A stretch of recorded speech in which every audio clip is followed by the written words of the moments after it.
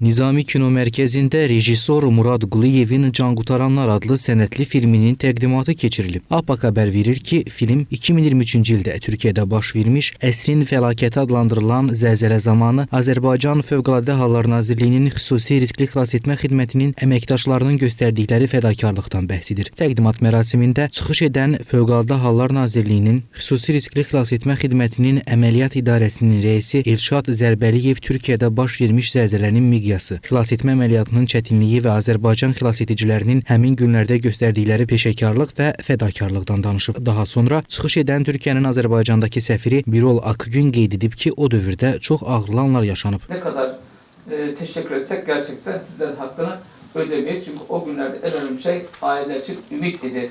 Sizler gibi insanlar o yıkılmış olan binaların etrafında gece gündüz 24 saat soğukta kurtarmak için çalışan insanları gördükçe ümidi artıyordu. Siz 53 kişi kurtardınız. Kahramanmaraş'ta okuluyla, camisiyle büyük bir Azerbaycan mahallesi yapıldı. O ebedi olarak Türk halkının kalbinde hep Azerbaycan'la Türkiye arasındaki dayanışmanın emsali olarak kalacak ve anılacak. Filmin rejissoru Murad Quliyev isə bildirib ki, bu ekran əsərinin ideyası onun bir yanğın hadisəsinə şahidlik etdiyi vaxtda yaranıb. Özümü təqdim elədim, dedim ki, mən televiziyada işləyirəm, rejissor olan, filmlər çəkirəm. Mənim üçün bu proses maraqlıdır. Çox olsun oradakı komandir məni yaxına bıraxdı ki, bir yaxından bax. Panika var, qonşular həyəcanlanır. Xilasedicilər isə təhlükəsizlik qaydalarına riayət edib dayanırlar, hazır gözləyirlər. Məni buraxdılar qabağa, bir addım qabağa buraxdılar.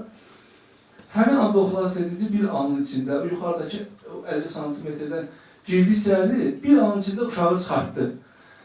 İkinci həmlədə girdi içəri, danışanda insan təsirə ananı çıxartdı. Sonda Fövqəladə Hallar Nazirliyi tərəfindən filmin yaradıcı heyətinə sertifikatlar təqdim olunub. Qeyd edək ki, ekran əsərinin qəhrəmanları Kahramanmaraş və Hatay şəhərlərində bir ay ərzində aparılan xilasetmə əməliyyatları zamanı 53 nəfəri sağ çıxarıb. 700-dən çox meyit, eləcə də çoxlu sayda zinət əşyası və sənədlər aşkar edərək aidiyyəti üzrə təhvil veriblər. Filmin qəhrəmanlarından biri olan Elvin İskəndərov xidmətdə göstərdiyi yüksək peşəkarlığa görə dövlət üstün fədakarlıq medalı ilə təltif olunub. Azərbaycan telefilmin istehsalı olan sənədli filmin metrajı 50 dəqiqədir.